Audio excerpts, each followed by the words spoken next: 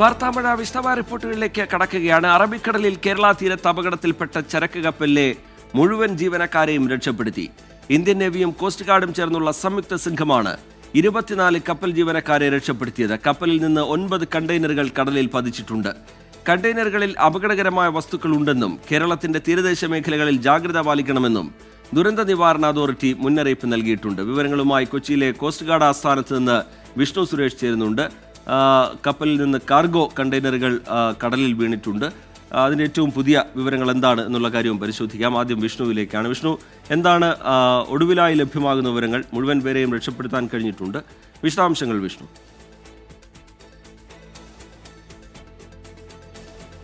ഇന്ന് 2 മണിയോടുകൂടിയാണ് ഈ കൊച്ചി തീരത്ത് നിന്ന് ഏകദേശം 38 നോട്ടിക്കൽ മൈൽ അപ്പുറത്ത് ലൈബീരിയൻ ഷിപ്പ് ചരിഞ്ഞത്. അത് ചുഴിയിൽപ്പെട്ട് ചരിഞ്ഞു എന്നുള്ളതാണ് പ്രാഥമികമായ നിഗമനം. ഈ വിവരം വന്നതിന് പിന്നാലെ തന്നെ ഇന്ത്യൻ നേവിയും കോസ്റ്റ് ഗാർഡും അങ്ങോട്ടേക്ക് എത്തി രക്ഷാപ്രവർത്തനം ആരംഭിച്ചിരുന്നു. ഏകദേശം 3 മണിക്കൂർ നീണ്ട രക്ഷാപ്രവർത്തനത്തിനൊടുവിൽ കപ്പലിൽ ഉണ്ടായിരുന്ന 24 പേരിൽ 21 പേരെ രക്ഷപ്പെടുത്തി. അതിൽ 3 പേർ ഇപ്പോഴും ആ കപ്പലിൽ തുടരുകയാണ്. ക്യാപ്റ്റനും 2 എഞ്ചിനീയർമാരും. അവരും ഇന്ത്യൻ നേവിയുടെ നിരീക്ഷണത്തിൽ തന്നെയാണുള്ളത്. അവരെ അതിലകപ്പെട്ടു പോയതല്ല, മറിച്ച് ആ കപ്പൽ സംരക്ഷിക്കുന്നതിന് വേണ്ടി, മുങ്ങിപ്പോകാതിരിക്കാൻ വേണ്ടി, കൺട്രോൾ ചെയ്യുന്നതിന് വേണ്ടിയാണ് അവരിപ്പോഴും ആ കപ്പലിൽ തുടരുന്നത്. ഇന്ത്യൻ നേവിയുടെ ഒരു ഷിപ്പും അതോടൊപ്പം ഇന്ത്യൻ കോസ്റ്റ് ഗാർഡിന്റെ 2 ഷിപ്പുകളും ഒരു എയർക്രാഫ്റ്റും ഈ കപ്പലിന് ചുറ്റും നിരീക്ഷണ വലയം തീർക്കുന്നുണ്ട്. ഇപ്പോഴും അവരവിടെ തുടരുകയാണ്.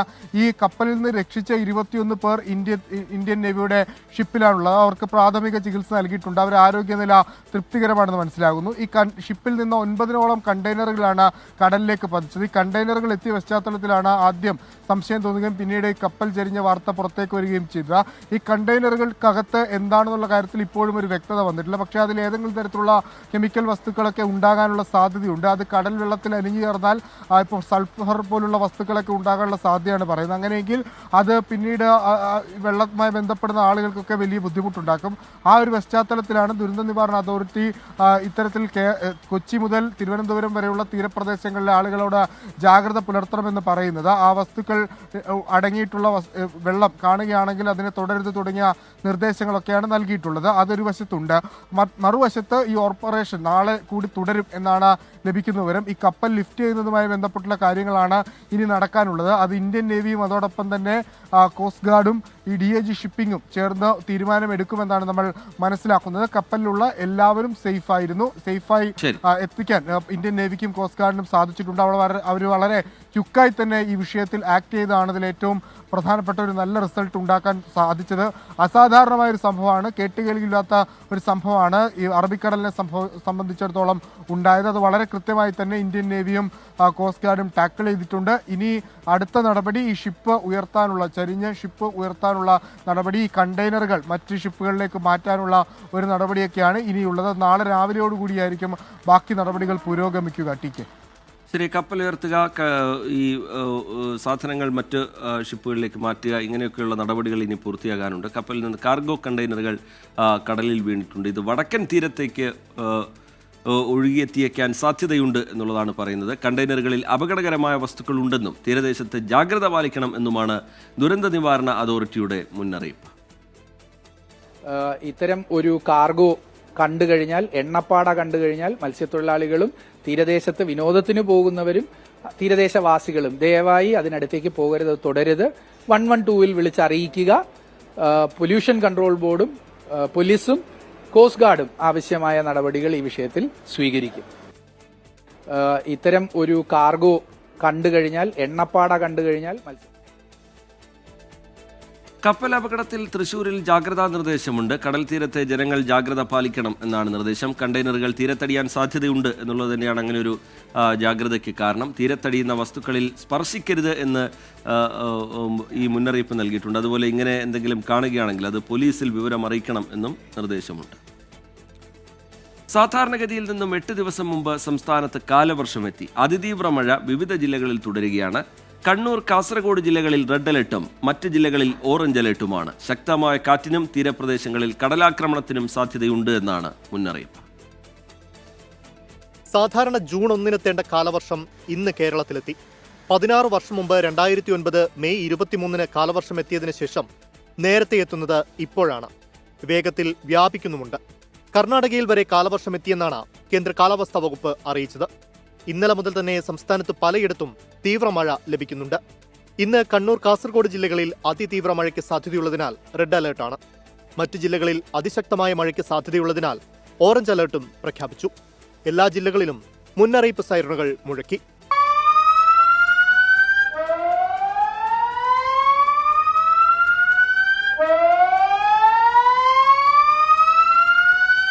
മധ്യകിഴക്കൻ അറബിക്കടലിലെ തീവ്ര ന്യൂനമർദ്ദം കൂടാതെ ഈ മാസം 27-ന് മധ്യ പടിഞ്ഞാറൻ വടക്കൻ ബംഗാൾ ഉൾക്കടലിന് മുകളിലായി മറ്റൊരു ന്യൂനമർദ്ദം കൂടി രൂപപ്പെടാൻ സാധ്യതയുണ്ട്. മെയ് 27 മധ്യ പടിഞ്ഞാറൻ വടക്കൻ ബംഗാൾ ഉൾക്കടലിന് മുകളിലായി മറ്റൊരു ന്യൂനമർദ്ദം കൂടി രൂപപ്പെടാനുള്ള സാധ്യതയുണ്ട് എന്നാണ് വിവിധങ്ങളായിട്ടുള്ള മോഡലുകൾ, IMD മാത്രമല്ല വിവിധങ്ങളായിട്ടുള്ള മോഡലുകൾ കാണിക്കുന്നത്. അടുത്ത 10 ദിവസം എന്ത് സാഹചര്യത്തിലും ഏതു തരത്തിലും മഴ പ്രതീക്ഷിക്കുക തന്നെ വേണം എന്നാണ് നമ്മൾ കരുതിയിട്ടുള്ള ഏറ്റവും പ്രധാനപ്പെട്ട കാര്യം. ശക്തമായ കാറ്റിനും സാധ്യതയുണ്ട്. മണിക്കൂറിൽ 45 മുതൽ 55 കിലോമീറ്റർ വരെ വേഗത്തിൽ കാറ്റ് വീശിയേക്കും. ഉയർന്ന തിരമാലയ്ക്ക് പുറമെ വിവിധ തീരങ്ങളിൽ കള്ളക്കടൽ പ്രതിഭാസം ഉണ്ടാകുമെന്നും മുന്നറിയിപ്പുണ്ട്. കേരള തീരത്ത് ബുധനാഴ്ച വരെ മീൻപിടുത്തം വിലക്കി. ആരോഗ്യവകുപ്പ് പകർച്ചവ്യാധി മുന്നറിയിപ്പും നൽകി. News desk 24. കാലവർഷം നേരത്തെ എത്തിയതോടെ സംസ്ഥാനത്ത് മഴ കനത്തിട്ടുണ്ട്. എല്ലാ ജില്ലകളിലും മഴ തുടരുകയാണ്. ഇടുക്കിയിലെ അടിമാലി, മൂന്നാർ, പൂപ്പാറ മേഖലകളിൽ ശക്തമായ മഴ പെയ്യുന്നുണ്ട്. മയിലാടുംപാറയിൽ നിർത്തിയിട്ടിരുന്ന ഓട്ടോറിക്ഷയുടെ മുകളിലേക്ക് മരം ഒടിഞ്ഞു വീണു. വൃഷ്ടിപ്രദേശത്ത് മഴ കനത്തതോടുകൂടി കല്ലാർകുട്ടി ഡാം തുറന്നിട്ടുണ്ട്. പത്തനംതിട്ട ജില്ലയിൽ മലയോര മേഖലയിലൂടെയുള്ള രാത്രികാല യാത്രകൾ നിരോധിച്ചു.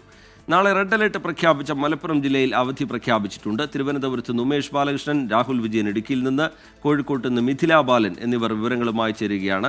ആദ്യം ഉമേഷ് ബാലകൃഷ്ണനിലേക്കാണ്. ഉമേഷ്, എന്താണ് ഈ തിരുവനന്തപുരം ജില്ലയുടെ പൊതുവായിട്ടുള്ള സാഹചര്യം? പിന്നീട് ഉച്ചയ്ക്ക് ശേഷം എന്തെങ്കിലും തരത്തിലുള്ള നാശനഷ്ടങ്ങൾ എവിടെ നിന്നെങ്കിലും റിപ്പോർട്ട് ചെയ്തിരുന്നോ? ഒപ്പം കാലാവസ്ഥാ മുന്നറിയിപ്പ് അത് പൊതുവായി നമ്മൾ എങ്ങനെയാണ് കാണേണ്ടത് ഉമേഷ്? റിജിത്ത്, ഉച്ചയ്ക്ക് ശേഷം മഴയുണ്ടായിരുന്നു. ഉച്ചയ്ക്ക് ശേഷം ഏകദേശം ഒരു 7 മണിയോട് കൂടിയാണ് തലസ്ഥാനത്ത് മഴ തുടർന്നത്. പക്ഷേ ഇപ്പോൾ ചെറിയ ശമനമുണ്ട്. പക്ഷേ മലയോര മേഖലയിലും തീരദേശ മേഖലയിലും മഴയും കാറ്റും ഇപ്പോഴും ലഭിക്കുന്നുണ്ട്. പക്ഷേ ശക്തി നേരിയ രീതിയിൽ കുറഞ്ഞിട്ടുണ്ട് എന്നാണ് ലഭിക്കുന്ന വിവരം. എന്തായാലും തിരുവനന്തപുരത്ത് ഇതുവരെ അതിനുശേഷം, അതായത് ഉച്ചയ്ക്ക് ശേഷം മറ്റ് അനിഷ്ട സംഭവങ്ങളൊന്നും ഒരിടത്തൊന്നും റിപ്പോർട്ട് ചെയ്തിട്ടില്ല. പക്ഷേ മഴ ശക്തമായി തുടരുന്നുണ്ട്. ഒരു സ്ഥലത്ത് ശക്തമായ കാറ്റിൽ തിരുവനന്തപുരം ബാലരാമപുരത്ത് ഒരു കടയ്ക്ക് തീ പിടിച്ചിട്ടുണ്ട്. ഷോർട്ട് സർക്യൂട്ട് തുടർന്ന് തീപിടിച്ചു എന്നാണ് നിലവിൽ ലഭിക്കുന്ന വിവരം. മറ്റ് അനിഷ്ട സംഭവങ്ങൾ ഒരു ഭാഗത്തും ഉണ്ടായിട്ടില്ല. അതേസമയം പൊതുവായിട്ടുള്ള മഴ മുന്നറിയിപ്പിൽ ഇതുവരെ മാറ്റം വരുത്തിയിട്ടില്ല. ഇന്ന് ഉച്ചയ്ക്ക് വന്ന മഴ മുന്നറിയിപ്പ് അതേ രീതിയിൽ നിലനിർത്തുകയാണ് ചെയ്തിട്ടുള്ളത്. അതായത് കണ്ണൂർ, കാസർഗോഡ് ജില്ലകളിൽ റെഡ് അലർട്ട് പ്രഖ്യാപിച്ച ജില്ലകളിൽ 24 മണിക്കൂറിൽ 204 മില്ലിമീറ്ററിന് മുകളിൽ മഴ ലഭിക്കാനാണ് സാധ്യത. മറ്റ് 12 ജില്ലകളിലും ഓറഞ്ച് അലർട്ടാണ്. ഓറഞ്ച് അലർട്ട് പ്രഖ്യാപിച്ചിട്ടുള്ള ജില്ലകളിൽ 24 മണിക്കൂറിൽ 115 മുതൽ 204 മില്ലിമീറ്റർ വരെ മഴ ലഭിക്കാൻ സാധ്യതയുണ്ട്. എന്തായാലും ഇന്ന് രാത്രി എല്ലാ ജില്ലകളിലും മഴയുണ്ടാകും, ശക്തമായ കാറ്റും ഉണ്ടാകുമെന്നാണ് ഏറ്റവും അവസാനവും കേന്ദ്ര കാലാവസ്ഥാ വകുപ്പിലെ നിർദ്ദേശങ്ങളിൽ നിന്ന് ലഭിക്കുന്ന വിവരം. എന്തായാലും മഴ ശക്തമായി തുടരും. അതുകൊണ്ട് തന്നെ നേരത്തെ നിർദ്ദേശിച്ചിരുന്ന മുൻകരുതൽ മാനദണ്ഡങ്ങൾ, അതായത് രാത്രികാല യാത്രകൾ ഒഴിവാക്കുക, ഒപ്പം ഈ ശക്തമായ മഴയുള്ളപ്പോൾ ഇരുചക്ര വാഹനങ്ങളടക്കം ഓടിക്കുന്നത് ഒഴിവാക്കുക തുടങ്ങിയ നിർദ്ദേശങ്ങളെല്ലാം കൃത്യമായി പാലിച്ച് മുന്നോട്ട് പോകണം. നാളെയാണ് കൂടുതൽ കരുതേണ്ടത്. കാരണം നാളെ 5 ജില്ലകളിൽ റെഡ് അലർട്ടാണ്. ഒപ്പം മറ്റന്നാൾ 11 ജില്ലകളിൽ റെഡ് അലർട്ട് ഉയരും. അതുകൊണ്ട് തന്നെ അടുത്ത 3 ദിവസവും ശക്തമായ മഴ തലസ്ഥാനത്ത് വ്യാപകമായി ലഭിക്കാൻ സാധ്യതയുണ്ട്. അതിനുശേഷം മഴയുടെ ശക്തി കുറയുമെന്നാണ് ഇപ്പോൾ ലഭിച്ചിരിക്കുന്ന വിവരം. എന്നാൽ ബംഗാൾ ഉൾക്കടലിൽ 27-ാം തീയതിയോടുകൂടി വീണ്ടും ഒരു ന്യൂനമർദ്ദം രൂപപ്പെടാൻ സാധ്യതയുണ്ട്. ആ ന്യൂനമർദ്ദം രൂപപ്പെട്ട ശേഷം എങ്ങനെയാണ് കാറ്റിൻ്റെ വേഗം, കാറ്റ് എങ്ങനെയാണ് മൺസൂൺ കാറ്റിനെ സ്വാധീനിക്കുന്നത് തുടങ്ങിയവയെല്ലാം മഴയുടെ ഏറ്റക്കുറച്ചിലിന് കാരണമായേക്കും. റിജിത്ത്. ശരി, ഉമേഷ് ബാലകൃഷ്ണൻ തിരുവനന്തപുരത്ത് നിന്ന് വിവരങ്ങൾ നൽകുകയായിരുന്നു. ഇടുക്കിയിൽ നിന്ന് രാഹുൽ വിജയൻ കൂടി ചേരുന്നുണ്ട്. രാഹുൽ, ഈ പൂപ്പാറ, മൂന്നാർ, അടിമാലി മേഖലകളിലൊക്കെ ഇപ്പോഴും അതിശക്തമായ മഴ തുടരുന്ന സാഹചര്യമുണ്ടോ? മലയോര മേഖലയിലൊക്കെ ജാഗ്രത എങ്ങനെയാണ് രാഹുൽ വിജയൻ?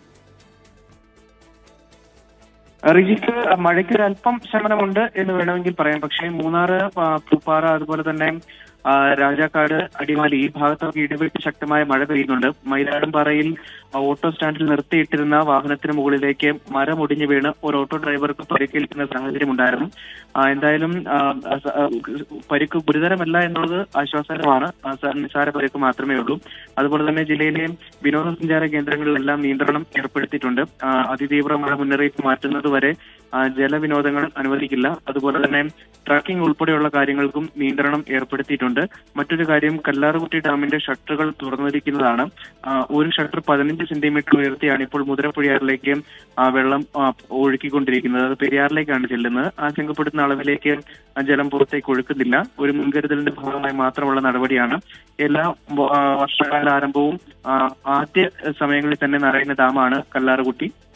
സ്വാഭാവികമായിട്ടും അതിന്റെ ഒരു പശ്ചാത്തലത്തിൽ തുറന്നു എന്നുള്ളത് മാത്രമേ ഉള്ളൂ. മറ്റ് നിലയ്ക്കുള്ള ആശങ്കപ്പെടുത്തുന്ന മറ്റു വാർത്തകളൊന്നും ഇടുക്കിയിൽ മഴയുമായി ബന്ധപ്പെട്ടുണ്ടായിട്ടില്ല.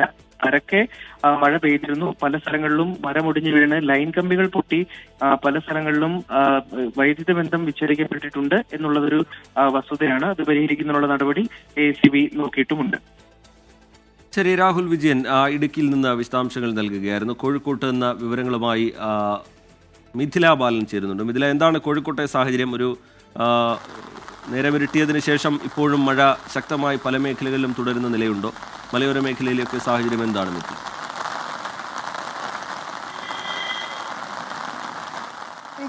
നിലവിൽ ഇപ്പോൾ മലയോര മേഖലയെന്നോ ടൗണെന്നോ നഗരമേഖലയെന്നോ ഇല്ല, ശക്തമായ മഴ തന്നെയാണ് ഇപ്പോൾ കോഴിക്കോട് ജില്ലയിൽ പെയ്തുകൊണ്ടിരിക്കുന്നത്. ഇടവിട്ടിടവിട്ടാണ് മഴ പെയ്യുമ്പോൾ തന്നെ വലിയ തുള്ളിയായിട്ടാണ് മഴ പെയ്യുന്നത്. ആ കുറഞ്ഞ സമയത്ത് തന്നെ വലിയ രീതിയിലുള്ള മഴ ലഭിക്കുന്നുണ്ട്. നേരത്തെ നഗരപ്രദേശങ്ങളിലെല്ലാം തന്നെ വലിയ രീതിയിലുള്ള ഒരു ഗതാഗത കുരുക്ക്, വെള്ളക്കെട്ട് കാരണം ഗതാഗത കുരുക്കുണ്ടായിരുന്നു. മലയോര മേഖലകളിലേക്ക് പോവുകയാണെങ്കിൽ താമരശ്ശേരി ഉൾപ്പെടെയുള്ള മലയോര മേഖലകളിൽ ശക്തമായ മഴ പെയ്യുന്നുണ്ട്. നേരത്തെ 9ാം വളവിനും 8ാം വളവിനും ഇടയിൽ മരം കടപുഴകി വീണിട്ടുണ്ടായിരുന്നു. ഗതാഗത തടസ്സമുണ്ടായിരുന്നു. ഇപ്പോൾ ചുരം സംരക്ഷണ സമിതിയും ഒപ്പം കൽപ്പറ്റയിൽ നിന്നുള്ള ഫയർഫോഴ്സും എത്തി ആ മരം അവിടെ നിന്നും നീക്കിയിട്ടുണ്ട്. ഗതാഗതം പുനഃസ്ഥാപിച്ചിട്ടുണ്ട്. എന്നിരുന്നാൽ പോലും ചുരത്തിലിപ്പോഴും നേരിയ തോതിൽ ഗതാഗത കുരുക്കുണ്ട്. വിലങ്ങാട് ഒരു വീടിന് മുകളിലേക്ക് മണ്ണിടിഞ്ഞ് വീണിട്ടുണ്ട്. അതുകൊണ്ട് തന്നെ വീടിൻ്റെ മതിലിന് മുകളിലേക്കാണ് മണ്ണിടിഞ്ഞ് വീണത്. ആ കുടുംബത്തെ അവിടെ നിന്നും മാറ്റിയിട്ടുണ്ട്. വിലങ്ങാട് ഭാഗങ്ങളിൽ അതീവ ജാഗ്രതാ നിർദ്ദേശം ജില്ലാ ഭരണകൂടം നൽകിയിട്ടുണ്ട്. നാളെ ജില്ലയിൽ റെഡ് അലേർട്ടാണ്. അതുകൊണ്ട് തന്നെ ജാഗ്രതാ നിർദ്ദേശം രാവിലെ തന്നെ ജില്ലാ ഭരണകൂടം പുറപ്പെടുവിച്ചിട്ടുണ്ടായിരുന്നു. ദുരന്ത നിവാരണ അതോറിറ്റിയുടെ നേതൃത്വത്തിൽ പ്രത്യേക യോഗം ചേർന്നു. ക്വാറികളുടെ പ്രവർത്തനം നിയന്ത്രിച്ചിട്ടുണ്ട്. മാത്രമല്ല വിനോദസഞ്ചാര മേഖലകളിലേക്ക് ആളുകൾ പോകുന്നതിന് നിയന്ത്രണം ഏർപ്പെടുത്തിയിട്ടുണ്ട്. നേരത്തെ മണ്ണിടിച്ചിലുണ്ടായ സ്ഥലങ്ങളിൽ എല്ലാം തന്നെ ഹോട്ട്സ്പോട്ടുകൾ ഉണ്ടാക്കിയിട്ടുണ്ട്. അവിടങ്ങളിൽ ഏതെങ്കിലും രീതിയിൽ അനിഷ്ട സംഭവം ഉണ്ടാവുകയാണെങ്കിൽ ഉടൻ തന്നെ ആളുകളെ ദുരിതാശ്വാസ ക്യാമ്പുകളിലേക്കെല്ലാം മാറ്റാനുള്ള സജ്ജീകരണങ്ങളും ഒരുക്കിയിട്ടുണ്ട്. നിലവിൽ കോഴിക്കോട് നഗരത്തിലും ഗ്രാമപ്രദേശങ്ങളിലും മലയോര മേഖലകളിലും എല്ലാം തന്നെ അതിശക്തമായ മഴയാണ് പെയ്യുന്നത്. ശ്രീജിത്ത്. ശരി, മിഥില ബാലൻ കോഴിക്കോട്ട് നിന്ന് വിശദാംശങ്ങൾ നൽകുകയായിരുന്നു. ചെറിയൊരു ഇടവേളയിലേക്ക് കടക്കാനുള്ള സമയമാണ് ഇനി. ഇടവേളയ്ക്ക് ശേഷം മറ്റു വാർത്തകളുമായി നമ്മൾ തിരികെ എത്തും. Short break. വാർത്തകളിലേക്ക് വീണ്ടും. വന്യമൃഗശല്യത്തിന് പരിഹാരമുണ്ടായില്ലെങ്കിൽ കർഷകരോട് ആയുധമെടുക്കാൻ പറയുമെന്ന് CPIM നേതാവ് EP Jayarajan. All India Kisan സഭയുടെ ജാഥയ്ക്ക് പാലക്കാട് കാഞ്ഞിരത്ത് നൽകിയ സ്വീകരണത്തിലാണ് EP ജയരാജന്റെ പരാമർശം. സമരത്തിന്റെ ഭാഗമായി ആദ്യം വനംവകുപ്പ് ആസ്ഥാനം വളയുമെന്നും EP ജയരാജൻ പറഞ്ഞു. ഈ സംസ്ഥാനത്തിലെ വനംവകുപ്പിന്റെ ഏറ്റവും ശക്തമായ ഒരു കേന്ദ്ര ഓഫീസാണ് തിരുവനന്തപുരത്തുള്ളത്. ഓഫീസ് വളയും, രാപ്പകലില്ലാതെ വളഞ്ഞു വെക്കും. 50 മണിക്കൂർ ഡൽഹിയിലെ സിംഹാസനത്തിൽ ഇരിക്കുന്നില്ലേ കുറെ ആളുകൾ, അവരോട് പറയും കണ്ണ് തുറക്ക്, ഈ നാട്ടിന്റെ വികാരം കാണും, മനുഷ്യനെ കാണൂ, കൃഷിക്കാരനെ കാണൂ. ആ അഭ്യർത്ഥന നടത്തും. എന്നിട്ടും ചെവിക്കൊള്ളുന്നില്ലെങ്കിൽ ഞങ്ങൾ കൃഷിക്കാരോട് പറയും ആയുധമെടുക്കാൻ, വന്യമൃഗങ്ങളെ വെടിവെക്കാൻ, വന്യമൃഗങ്ങളെ അമ്പയ്യ, വന്യമൃഗങ്ങളെ കവട ഉപയോഗിച്ചുകൊണ്ട് കുട്ടികളുടെ പറയും കവട ഉപയോഗിച്ചുകൊണ്ട് ആട്ടി ഓടിക്കൂ. അതിന് നിർബന്ധിക്കപ്പെടരുത്. ഒരു ഗവൺമെന്റിന്റെ ദൗത്യം നിർവഹിക്കണം. ആ ദൗത്യം നിർവഹിക്കുന്നില്ലെങ്കിൽ ജനങ്ങൾക്ക് വേണ്ടി നിയമം ഞങ്ങൾ കയ്യിലെടുക്കേണ്ടി വരും. ശ്രീകുമാരൻ വിവരങ്ങളുമായി പാലക്കാട്ട് നിന്ന് ചേരുന്നുണ്ട്. ശ്രീത്ത്, വന്യജീവി ആക്രമണമൊക്കെ പതിവായി ഉണ്ടാവുന്ന സാഹചര്യമാണ്. ജനം പൊറുതിമുട്ടിക്കഴിയുന്ന ഒരു സാഹചര്യമാണ്. അതിനിടയിലാണ് ഈ പരാമർശം ഉണ്ടാവുന്നത് എന്നത് മറ്റൊരു കാര്യം. പക്ഷേ EP യുടെ പരാമർശം അല്പം കടന്നുപോയോ ശ്രീ? EP ജയരാജൻ ഇത് ആദ്യമായിട്ടുള്ള TK ഇത്തരത്തിലൊരു പരാമർശം നടത്തുന്നത്. കോഴിക്കോട് സമാനമായ രീതിയിലുള്ള പരാമർശം അദ്ദേഹം നടത്തിയിരുന്നു. അത് കുറച്ച് കടന്ന് രൂക്ഷമായ രീതിയിൽ ഈ വന്യജീവി ആക്രമണമൊക്കെ, ഈ കടുവയുടെ ആക്രമണമൊക്കെ കരുവാരക്കുണ്ടിൽ നടന്ന പ്രദേശത്തിന് ഏതാണ്ട് സമാനമായ രീതിയിലുള്ള പ്രദേശം തന്നെയാണ് മണ്ണാർക്കാടും അതുപോലെ തന്നെ കാഞ്ഞിരവും ഒക്കെ. എന്തായാലും ആ മേഖലയിൽ വന്നാണ് കർഷകരോട് ഇത്തരത്തിലൊരു ആഹ്വാനം CPIMന്റെ കേന്ദ്ര കമ്മിറ്റി അംഗം, സർക്കാരിന്റെ നയിക്കുന്ന പാർട്ടിയുടെ കേന്ദ്ര കമ്മിറ്റി അംഗവും സംസ്ഥാനത്തിന്റെ പ്രധാനപ്പെട്ട നേതാവുമായ EP ജയരാജൻ നടത്തുന്നത്. അദ്ദേഹം പ്രധാനമായും പറഞ്ഞു വെക്കുന്നത് ഇത് പൊറുതിമുട്ടിക്കഴിഞ്ഞു. 50 മണിക്കൂർ വനംവകുപ്പിന്റെ ആസ്ഥാനം തങ്ങൾ വളഞ്ഞു വെക്കും, എന്നിട്ടും ഡൽഹിയിലുള്ള സർക്കാർ അല്ലെങ്കിൽ ഭരണാധികാരികൾ ഇത് കണ്ടില്ല എങ്കിൽ കൃത്യമായ രീതിയിൽ ആയുധമെടുക്കാൻ ഞങ്ങൾ പറയും. കർഷകർ ആയുധമെടുക്കും, അത് കവണ ഉപയോഗിച്ചും അമ്പ് ചെയ്യാനും ഞങ്ങൾ ആവശ്യപ്പെടും എന്നാണ് EP ജയരാജൻ പറഞ്ഞു വെക്കുന്നത്. എന്തായാലും ഈ കിസാൻ സഭയുടെ ജാഥയുടെ ഭാഗമായിട്ടുള്ള ഒരു പരാമർശമാണ് നടത്തിയിരിക്കുന്നത്. നിയമം കയ്യിലെടുക്കാൻ മടിയില്ല എന്ന് കൂടി CPIMന്റെ കേന്ദ്ര കമ്മിറ്റി അംഗവും മുതിർന്ന നേതാവുമായി EP ജയരാജൻ പറഞ്ഞു വെക്കുന്നുണ്ട്. TK. ശരി, ശ്രീകുമാരൻ പാലക്കാട് നിന്ന് വിശദാംശങ്ങൾ പങ്കുവെക്കുകയായിരുന്നു. ഇനി നോക്കാം ഈ മണിക്കൂറിലെ പ്രധാന വാർത്തകൾ headlines. You are watching 24 from News Headquarters, Kochi.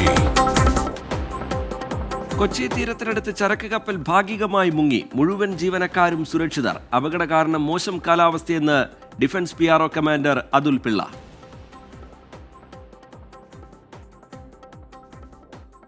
ഇങ്ങനെയുള്ള ഒരു ക്ലൈമറ്റിൽ ഷിപ്പ് ഇത്രയും സ്റ്റെബിലിറ്റി പോയി കാണും. ഷിപ്പിന്റെ മോർ ദാൻ 25 ഡിഗ്രീസ് ഒരു വട്ടം ഷിപ്പ് ചരിഞ്ഞിട്ട് ഇതുപോലത്തെ ക്ലൈമറ്റിക് കണ്ടീഷനിൽ സ്റ്റെബിലിറ്റി തിരിച്ചു കൊണ്ടുവരാനുള്ള കാര്യങ്ങൾ നോക്കണം. MSC കമ്പനിയുടെ കപ്പൽ ചെരിഞ്ഞത് കൊച്ചിയിൽ നിന്ന് 38 നോട്ടിക്കൽ മൈൽ അകലെ. പാട കണ്ടു കഴിഞ്ഞാൽ മത്സ്യത്തൊഴിലാളികളും തീരദേശത്ത് വിനോദത്തിന് പോകുന്നവരും തീരദേശവാസികളും ദയവായി അതിനടുത്തേക്ക് പോകരുത്, തുടരുത്. 112-ൽ വിളിച്ചറിയിക്കുക. പൊല്യൂഷൻ കൺട്രോൾ ബോർഡും പോലീസും കോസ്റ്റ് ഗാർഡും ആവശ്യമായ നടപടികൾ ഈ വിഷയത്തിൽ സ്വീകരിക്കും. അപകടകരമായ കാർഗോ കടലിൽ വീണെന്നും തീരമേഖലയിൽ ജാഗ്രത പാലിക്കണമെന്നും ദുരന്ത നിവാരണ അതോറിറ്റി.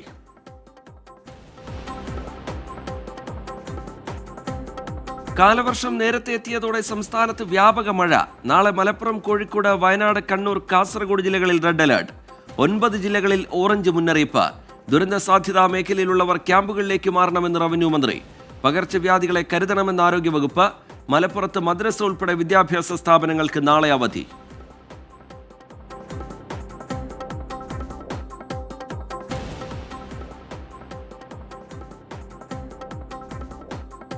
സംസ്ഥാനത്ത് മഴക്കെടുതിയിൽ 3 മരണം. വടകരയിൽ നിർമ്മാണത്തിലിരുന്ന കിണറിടിഞ്ഞ് തൊഴിലാളി മരിച്ചു. കണ്ണൂർ ചാലക്കുന്നിൽ ദേശീയപാതാ നിർമ്മാണത്തിനിടെ മണ്ണിടിഞ്ഞ് അതിഥി തൊഴിലാളിക്ക് ദാരുണാന്ത്യം. കൊടുങ്ങല്ലൂരിൽ വഞ്ചിമറിഞ്ഞ് 1 മരണം. ദേശീയപാതാ നിർമ്മാണത്തിനിടെ മണ്ണിടിച്ചിലുണ്ടായ കണ്ണൂർ കുപ്പത്ത് വീണ്ടും മണ്ണിടിച്ചിൽ. കൊച്ചി ചെല്ലാനത്ത് കടൽഭിത്തി നിർമ്മാണം ആവശ്യപ്പെട്ട് പ്രദേശവാസികളുടെ പ്രതിഷേധം.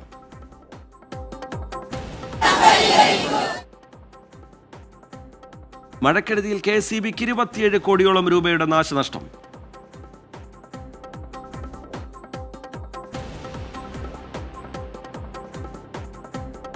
എക്സ്ക്ലൂസീവ്. താമരശ്ശേരി ഷഹബാസ് കൊലപാതകത്തിൽ കുറ്റപത്രം സമർപ്പിച്ചു. 6 വിദ്യാർത്ഥികൾ പ്രതികൾ. കുറ്റപത്രത്തിൽ 107 സാക്ഷികളും 40 അനുബന്ധ രേഖകളും. ഗൂഢാലോചനയെക്കുറിച്ച് തുടരന്വേഷണം നടത്തും. നമ്മൾക്ക് കിട്ടുന്ന സപ്പോർട്ട് ജനങ്ങൾ ഏത് മേഖലയൊക്കെ ആരൊക്കെ അറിഞ്ഞിട്ടുണ്ടോ അവർ പറയുന്നത് ഇത് യഥാർത്ഥ കുറ്റവാളികളെ നിയമത്തിന്റെ മുന്നിൽ കൊണ്ടുവരണം. ഇനി ഇതേപോലെ ഒരു അവസ്ഥ മറ്റൊരു കുട്ടിക്കോ രക്ഷിതാവിനോ ഒരു ഉമ്മക്കോ വാപ്പോ കൊണ്ടാക്കാൻ പാടില്ല. കൊലപാതകത്തിന് പിന്നിലുള്ള മറ്റുള്ളവരെയും പുറത്തു കൊണ്ടുവരണമെന്ന് ഷഹബാസിന്റെ പിതാവ് മുഹമ്മദ് ഇക്ബാൽ. ദേശീയപാതാ നിർമ്മാണ വിവാദത്തിനിടെ കേന്ദ്രവുമായി കൂടിക്കാഴ്ചയ്ക്ക് മുഖ്യമന്ത്രി. അടുത്ത മാസം 3-ന് നിതിൻ ഗഡ്കരിയെ കാണാൻ നീക്കം. സർക്കാരിന്റെ വ്യാജ നിർമ്മിതികൾ പൊളിയുകയാണെന്ന് പ്രതിപക്ഷ നേതാവ്. പാലക്കാട് ആലത്തൂരിൽ അറ്റകുറ്റപ്പണിക്കിടെ ദേശീയപാത ഇടിഞ്ഞു താഴ്ന്നു. കാസർഗോഡ് ദേശീയപാത കടന്നുപോകുന്ന 101 ഇടങ്ങൾ പ്രശ്നബാധിതമെന്ന് ജില്ലാ കളക്ടറുടെ റിപ്പോർട്ട്. എറണാകുളം കുമ്പളത്ത് റോഡിലേക്ക് വീണ ഇലക്ട്രിക് പോസ്റ്റിൽ ഇടിച്ച് സ്കൂട്ടർ യാത്രക്കാരൻ മരിച്ചതിൽ പോലീസ് അനാസ്ഥ വ്യക്തം. പോസ്റ്റ് വീണ് കിടക്കുന്ന റോഡിലൂടെ പോലീസ് സംഘം 3 തവണ കടന്നുപോയെങ്കിലും അപകട സാധ്യത അവഗണിച്ചു. മരിച്ചത് ആലപ്പുഴ അരുക്കുറ്റി സ്വദേശി അബ്ദുൽ ഗഫൂർ. KSEB ഉദ്യോഗസ്ഥരോട് റിപ്പോർട്ട് തേടിയെന്ന് മന്ത്രി K കൃഷ്ണൻകുട്ടി. 24 ഇംപാക്ട്. കണ്ണൂർ ചെറുപുഴയിൽ 8 വയസ്സുകാരിയെ അതിക്രൂരമായി മർദ്ദിച്ച പിതാവ് അറസ്റ്റിൽ. പിടിയിലായത് പ്രാപ്പുയിൽ സ്വദേശി ജോസ്. നടക്കുന്ന ദൃശ്യങ്ങൾ പുറത്തുവിട്ടത് 24.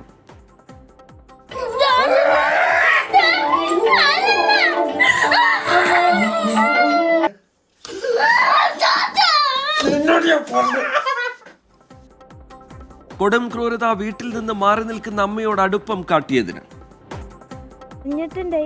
പോലീസുകാർ അത് കേൾക്കുന്നില്ല. ഞങ്ങൾ കുറേ വട്ടം പോയിട്ടുണ്ട് പോലീസ് സ്റ്റേഷനിലേക്ക്. അവര് ഞങ്ങളെ ചീത്ത പറയുന്നത്. ദൃശ്യം ഉൾപ്പെടെ പരാതി നൽകിയിട്ടും പോലീസ് അനങ്ങിയില്ലെന്ന ആക്ഷേപം. കുട്ടിക്ക് സംരക്ഷണം ഉറപ്പാക്കുമെന്ന് മന്ത്രി വീണ ജോർജ്. UN രക്ഷാസമിതിയിൽ പാകിസ്ഥാനെതിരെ ആഞ്ഞടിച്ച് ഇന്ത്യ. പഹൽഗാം ഭീകരാക്രമണത്തിൽ പാക് പങ്ക് ചൂണ്ടിക്കാട്ടി കടുത്ത പ്രതികരണം. പാക് സ്പോൺസേഡ് ഭീകരാക്രമണങ്ങളിൽ 4 പതിറ്റാണ്ടിനിടെ 20,000 പേർക്ക് ജീവൻ നഷ്ടമായെന്ന് ഇന്ത്യയുടെ സ്ഥിരം പ്രതിനിധി. ഓപ്പറേഷൻ സിന്ദൂർ വിശദീകരിക്കാൻ ഡോക്ടർ ശശി തരൂർ MP-യുടെ നേതൃത്വത്തിലുള്ള സംഘം അമേരിക്കയിലേക്ക്.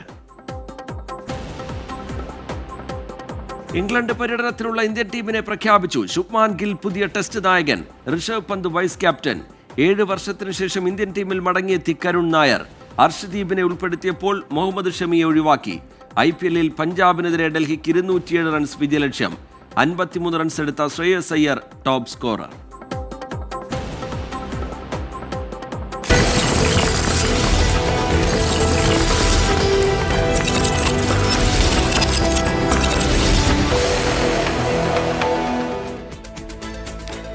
റിപ്പോർട്ടുകളിലേക്ക് വീണ്ടും. കാലവർഷ മുൻകരുതലിന്റെ ഭാഗമായി NDRF സംഘം മലപ്പുറത്തേക്ക് 26 പേരടങ്ങുന്ന സംഘമാണെത്തുക.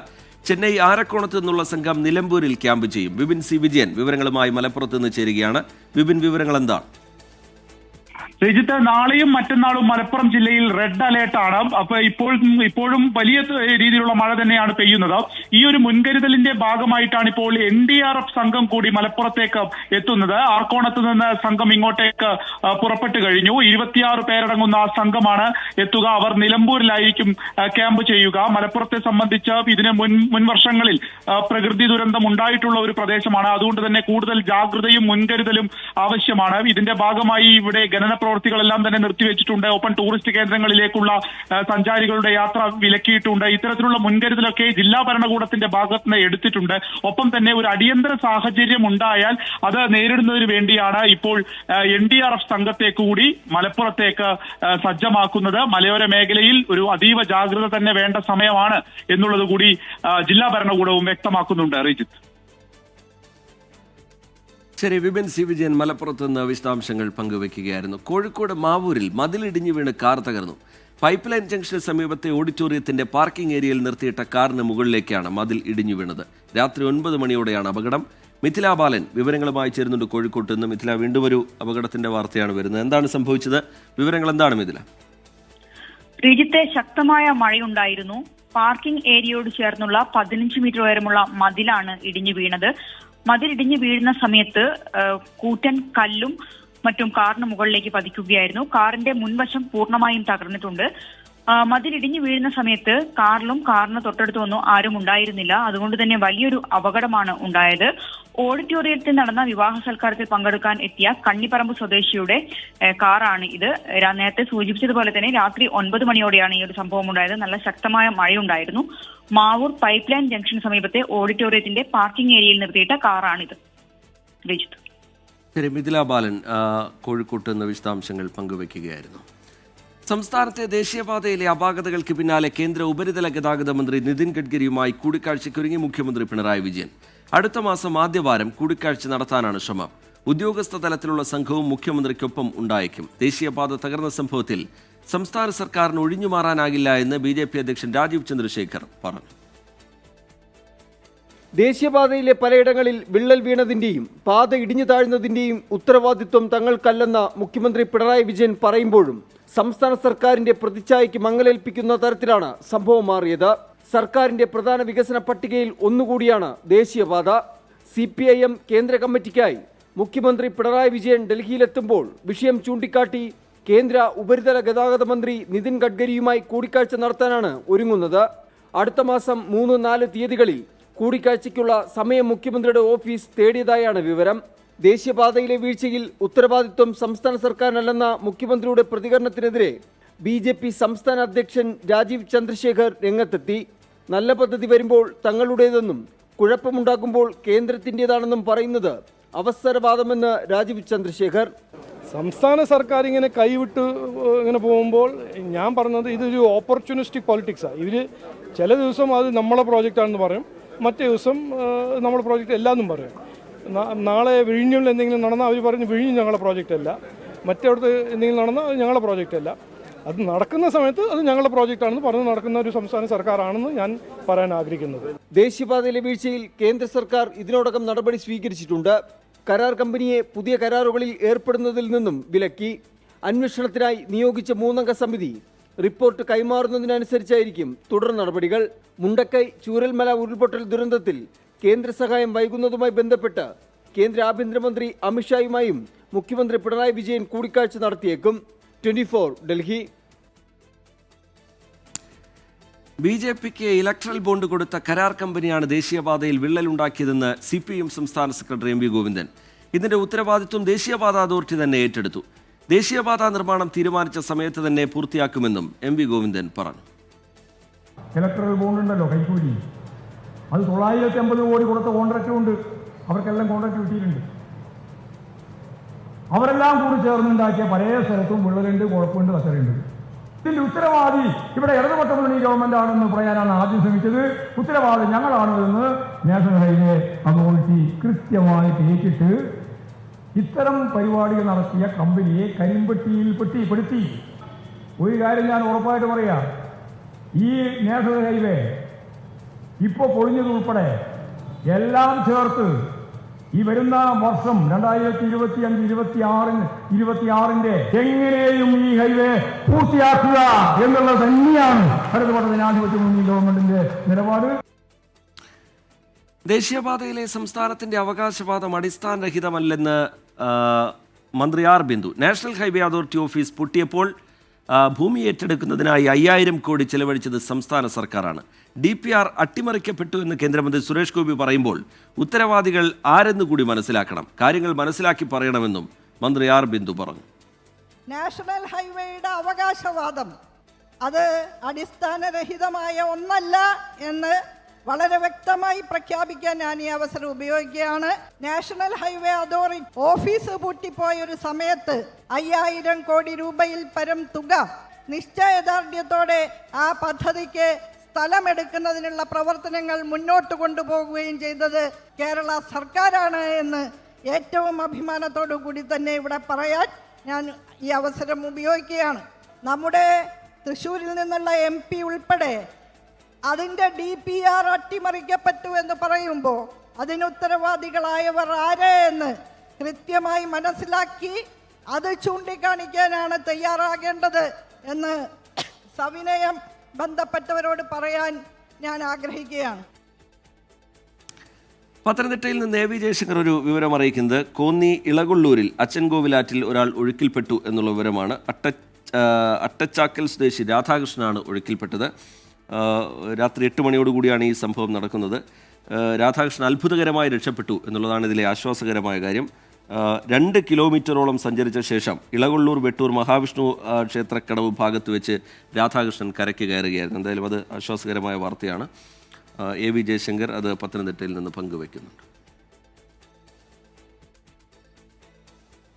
തകർന്നു വീണ കൂരിയാട് ദേശീയപാതയിൽ നിർമ്മാണത്തിലിരിക്കെ തന്നെ വെള്ളം കയറി. 1 വർഷം മുമ്പാണ് വെള്ളം കയറിയത്. സർവീസ് റോഡിൽ വെള്ളം കയറുന്നത് പരിഹരിക്കാതെയാണ് ഉയരത്തിൽ പ്രധാന പാത നിർമ്മിച്ചത്. അശാസ്ത്രീയത വ്യക്തമാക്കുന്ന ദൃശ്യം 24-ന് ലഭിച്ചു.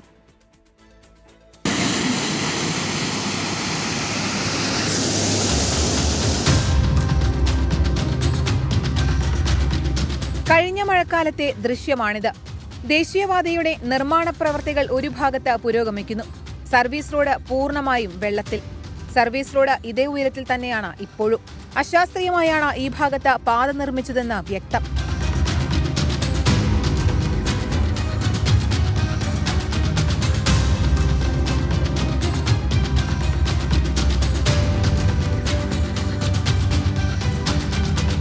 സർവീസ് റോഡ് ഇപ്പോൾ ഉള്ളതിനേക്കാൾ ഉയർത്തേണ്ടതിന്റെ ആവശ്യകത വിളിച്ചു പറയുകയാണ് ഈ ദൃശ്യം. റോഡ് പൊളിച്ച് പാലം നിർമ്മിക്കണമെന്ന ആവശ്യത്തിൽ ഉറച്ചു നിൽക്കുകയാണ് നാട്ടുകാർ. റോഡ് തകർന്ന ഭാഗത്തേക്കുള്ള സർവീസ് റോഡ് പൂർണ്ണമായും അടച്ചു. ജനങ്ങൾ അപകടസ്ഥലം സന്ദർശിക്കുന്നത് തടയാനാണ് നടപടി. 24 തിരൂർ. പാലക്കാട് ആലത്തൂരിൽ ദേശീയപാതയിൽ അറ്റകുറ്റപ്പണി നടക്കുന്ന ഭാഗത്ത് റോഡ് ഇടിഞ്ഞു താഴ്ന്നു. സ്വാതി ജംഗ്ഷനിലാണ് ഇന്ന് രാവിലെ റോഡ് ഇടിഞ്ഞു താഴ്ന്നത്. നിർമ്മാണ കമ്പനിയുടെ അശാസ്ത്രീയ റോഡ് നിർമ്മാണത്തിനെതിരെ കെ രാധാകൃഷ്ണൻ MP രംഗത്തെത്തി. ദേശീയപാതയിൽ ആലത്തൂർ സ്വാതി ജംഗ്ഷനിൽ ഇന്ന് പുലർച്ചെയോടെയാണ് റോഡിൽ ഗർത്തം രൂപപ്പെട്ടത്. പുലർച്ചെയായതിനാൽ കൂടുതൽ വാഹനങ്ങളില്ലാത്തത് വൻ അപകടമൊഴിവാക്കി. നിർമ്മാണ പ്രവർത്തനം നടക്കുന്ന റോഡിന്റെ ഒരു ഭാഗത്ത് തൃശൂരിലേക്കുള്ള സ്പീഡ് ട്രാക്കിലാണ് റോഡ് ഇടിഞ്ഞു താഴ്ന്നത്. ദേശീയപാത നിർമ്മാണം നടക്കുന്ന കരാർ കമ്പനിയുടെ അനാസ്ഥയാണ് തകർച്ചയ്ക്ക് കാരണമെന്ന് സ്ഥലത്തെത്തിയ കെ രാധാകൃഷ്ണൻ MP. ഇവിടെ ഇങ്ങനെ ഒരു വർക്ക് നടന്ന കുഴപ്പമുണ്ടെന്നുള്ള കാര്യം മുന്നേ അറിയില്ലായിരുന്നു. കൃത്യമായിട്ടൊരു മോണിറ്ററിംഗ് സംവിധാനം ഉണ്ടാകേണ്ടതായിരുന്നു. ടോൾ പിരിക്കാൻ ഇവർക്ക് സാമർത്ഥ്യം കാണിക്കുന്നുണ്ട്. അതിനനുസരിച്ചുള്ള സംവിധാനം ഒരുക്കുന്നതിൽ പരാജയമാണ്. സമാന്തര പാതകൾ ഒരുക്കാതെയാണ് ഇപ്പോൾ പാലക്കാട് ജില്ലയിൽ നടക്കുന്ന ദേശീയപാത നിർമ്മാണം എന്ന ആരോപണവും ശക്തമാണ്. ഇതുമൂലം മണിക്കൂറുകളോളം ഗതാഗതക്കുരുക്കും ഈ മേഖലയിലാകെ പതിവാണ്. റോഡ് തകർന്ന സംഭവത്തിൽ ഉന്നതതല യോഗം വിളിക്കുമെന്ന് ആലത്തൂർ MP കെ രാധാകൃഷ്ണൻ അറിയിച്ചു. 24 പാലക്കാട്. കടലാക്രമണ ഭീതിയിൽ എറണാകുളം ചെല്ലാനം പുത്തൻതോട് ഭാഗം സ്വദേശികളുടെ പ്രതിഷേധം. കല്ലില്ലെങ്കിൽ കടലിലേക്ക് എന്ന മുദ്രാവാക്യവുമായി കടലിൽ ഇറങ്ങിയായിരുന്നു ജനങ്ങളുടെ പ്രതിഷേധം. പുലിമുട്ടും ടെട്രോപാഡും നിർമ്മിക്കണം എന്നാണ് ആവശ്യം.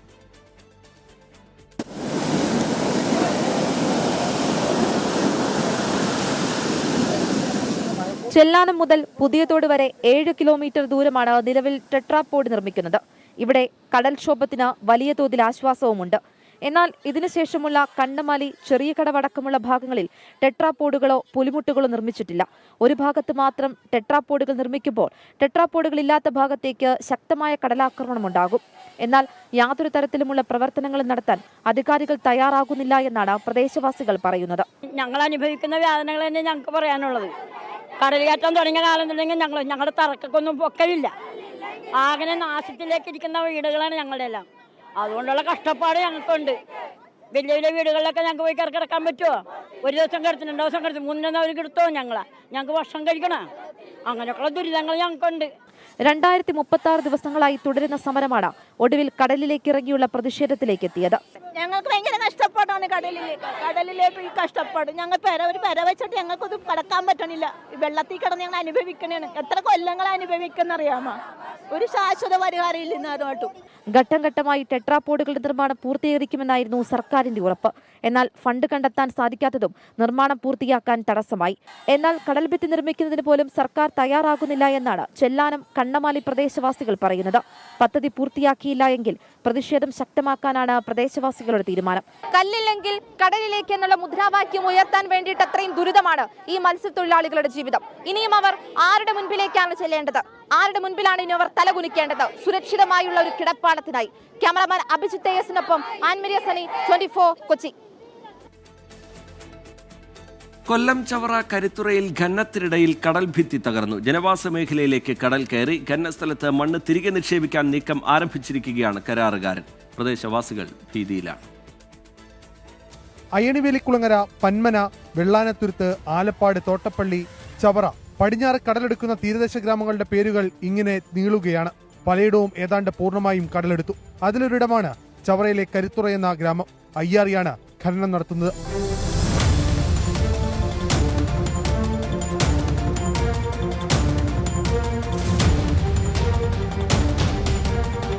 രണ്ടു മാസം മുമ്പ് തുടങ്ങിയ ഖനനം തീരസംരക്ഷണ ഭിത്തിയോരം വരെ നീണ്ടു.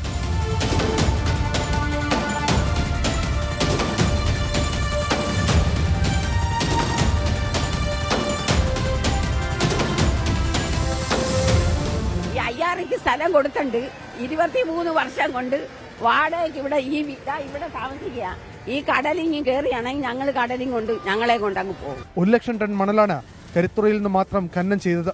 ഇതോടെ കടൽഭിത്തി തകർന്നു. കരതേടി കടലെത്തി. ശാശ്വത പരിഹാരം എന്ന് പറയുന്നതിന് ഇപ്പൊ ഇങ്ങനെ ഒരു വേസ്റ്റ് മണ്ണ് അടിച്ചു വെച്ചിട്ട് കൊണ്ട് പരിഹാരമില്ല. കൃത്യമായിട്ടുള്ള കടൽഭിത്തി നിർമ്മിക്കണം. ഇതൊരു ശാശ്വത പരിഹാരമാണെന്ന് പറയാൻ പറ്റത്തില്ല ഒരിക്കലും. എന്തായാലും ഇപ്പോഴും പേടിയിൽ തന്നെ നമ്മൾ കഴിയുന്ന. പകലെങ്ങനെയും നമുക്ക് പോകാൻ. കാലവർഷം നേരത്തെ എത്തിയതാണ് കടൽഭിത്തി തകരാൻ കാരണമെന്നും ഖനനം ചെയ്ത സ്ഥലത്ത് പകരം മണൽ നിക്ഷേപിക്കുമെന്നും കരാറുകാരൻ 24-നോട് പറഞ്ഞു. സൈമൾട്ടേനിയസ് ആയിട്ട് ഫില്ല് ചെയ്ത് മാറ്റിയാണ് നമ്മളിവിടെ. അപ്പോൾ ഇന്നലെ രാത്രി തൊട്ടേ ഫില്ലിങ് തുടങ്ങിയതാണ്, 7 മണി തൊട്ട്. അപ്പം ഇന്നലെ പകലും ഫില്ലിങ് ഉണ്ടായിരുന്നു. ഇതിപ്പം ഫില്ല് ചെയ്ത് മാറ്റുകയെന്നേ ഉള്ളൂ. അപ്പോൾ വേറെ ഒരു മാർഗ്ഗമില്ല. നമ്മൾ എങ്ങനെയെങ്കിലും ഫില്ല് ചെയ്ത് ക്ലിയർ ചെയ്യാന്നേ ഉള്ളൂ. കലിതുള്ളി എത്തുന്ന തിരമാലകൾക്കും കറുത്തുരുണ്ട് കൂടുന്ന കാർമേഘങ്ങൾക്കും നടുവിൽ കരഞ്ഞുകരങ്ങിയ കണ്ണുമായി ഭരണകൂടത്തിന്റെ ഇടപെടലുകളത്ത് നിസ്സഹരായി നോക്കി നിൽക്കുകയാണ് ഒരു ജനത. ഖനനത്തിലൂടെ കവർന്നെടുക്കുന്നത് തീരത്തെ മാത്രമല്ല, തീരദേശവാസികളുടെ സ്വപ്നത്തെ കൂടിയാണ്. ഇവരുടെ പ്രതീക്ഷകൾക്ക് മങ്ങലേൽക്കുക കൂടിയാണ് ഇപ്പോൾ ചെയ്യുന്നത്. ഉത്തരം പറയേണ്ട അധികാരികൾ മൗനം പാലിക്കുമ്പോൾ ഇവരുടെ കണ്ണുനീരിന് ആരാണ് ഇനി മറുപടി പറയുക? അടിയന്തര പരിഹാരം ഉണ്ടായേ മതിയാവും. കൊല്ലത്ത് Arun Raj, 24.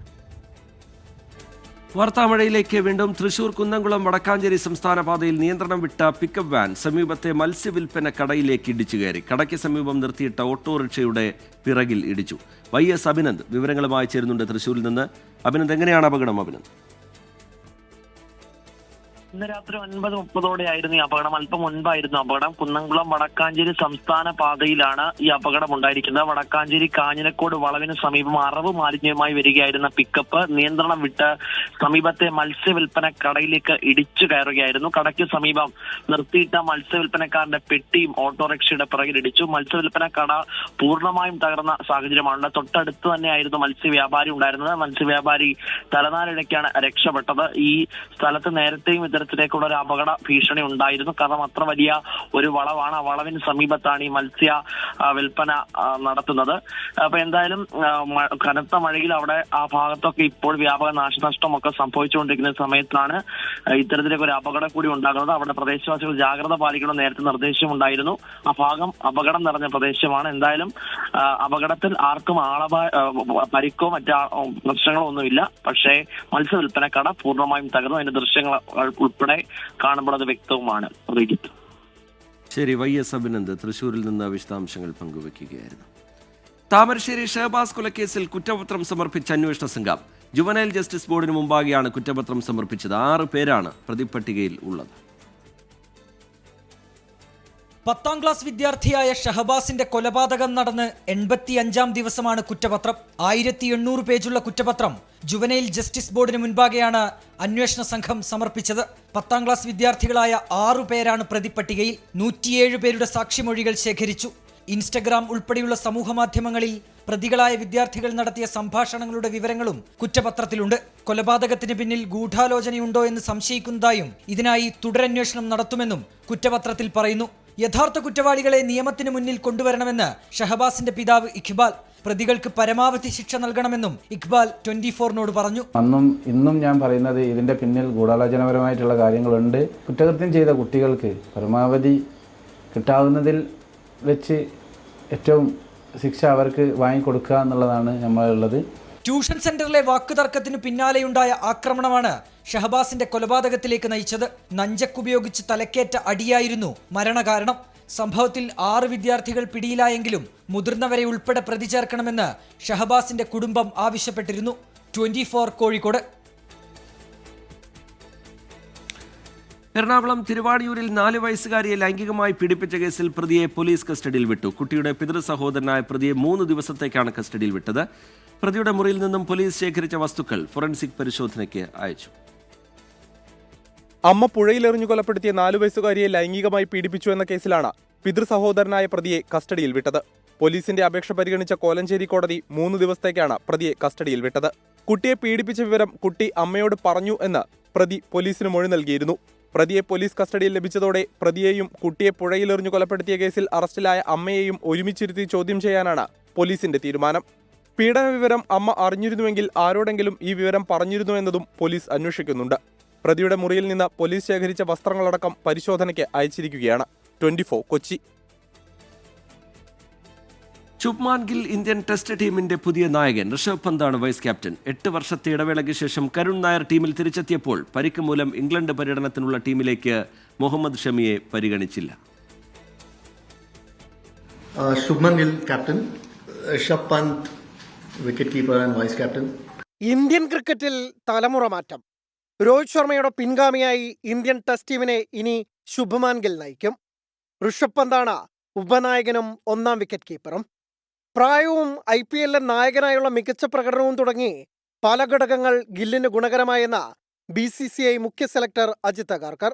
Obviously he's very young, but we've seen the improvement, and I know it's T20 cricket for GT as well, but you take feedback from a lot of people, and we are hopeful that he is the guy who can. 8 വർഷത്തെ ഇടവേളയ്ക്ക് ശേഷം Karun Nair തിരിച്ചെത്തിയതാണ് England പര്യടനത്തിനുള്ള Indian ടീമിന്റെ സെലക്ഷനിലെ highlight. 2017 മാർച്ചിൽ ഓസ്ട്രേലിയക്കെതിരെ അവസാനമായി കളിച്ച കരുണിന്റെ മടങ്ങിവരവിന് വഴിയൊരുക്കിയത് ആഭ്യന്തര ക്രിക്കറ്റിൽ തീർത്ത റൺമല. ജസ്പ്രീത് ബുംറ, KL രാഹുൽ, രവീന്ദ്ര ജഡേജ, യശസ്വി ജയ്സ്വാൾ, ധ്രുവ് ജൂറൽ, മുഹമ്മദ് സിറാജ്, കുൽദീപ് യാദവ് തുടങ്ങിയ പ്രമുഖ താരങ്ങളെല്ലാം ടീമിലെ സ്ഥാനം നിലനിർത്തിയപ്പോൾ ആഭ്യന്തര ക്രിക്കറ്റിലും IPL-ലും മിന്നും പ്രകടനം തുടരുന്ന സായ് സുദർശനും പേസർ അർഷ്ദീപിനും ആദ്യമായി ടെസ്റ്റ് ടീമിലേക്ക് വിളിയെത്തി. ഫിറ്റ്നസ് പ്രശ്നങ്ങളെ തുടർന്നാണ് മുഹമ്മദ് ഷമിയെ ഒഴിവാക്കേണ്ടി വന്നതെന്നും അജിത് അഗാർക്കർ. അതേസമയം സർഫ്രാസ് ഖാനെ ഒഴിവാക്കി. ഡ്രസ്സിംഗ് റൂമിലെ വിവരങ്ങൾ സർഫ്രാസ് ഖാൻ മാധ്യമങ്ങൾക്ക് ചോർത്തി നൽകിയതായി മുഖ്യപരിശീലകൻ ഗൗതം ഗംഭീർ പരാതിപ്പെട്ടതായി റിപ്പോർട്ടുകളുണ്ടായിരുന്നു. രോഹിത് കോഹ്ലി യുഗത്തിന് ശേഷം ഇന്ത്യയുടെ ആദ്യ ദൗത്യമാണ് ജൂൺ 20 തുടങ്ങുന്ന 5 മത്സര ടെസ്റ്റ് പരമ്പര. ശുഭ്മൻ ഗിൽ എന്ന ക്യാപ്റ്റന് കീഴെ യുവത്വം നിറഞ്ഞു നിൽക്കുന്ന ഒരു ടീം. ഇന്ത്യൻ ക്രിക്കറ്റിന്റെ ഭാവി കണക്കാക്കിയുള്ള ദീർഘകാല പദ്ധതി കൂടിയാണ് സെലക്ടർമാർ മുംബൈയിലെ BCCI ആസ്ഥാനത്ത് പ്രഖ്യാപിച്ചത്. മുംബൈയിലെ BCCI ആസ്ഥാനത്ത് നിന്നും ശ്രീനാഥ് ചന്ദ്രൻ, 24.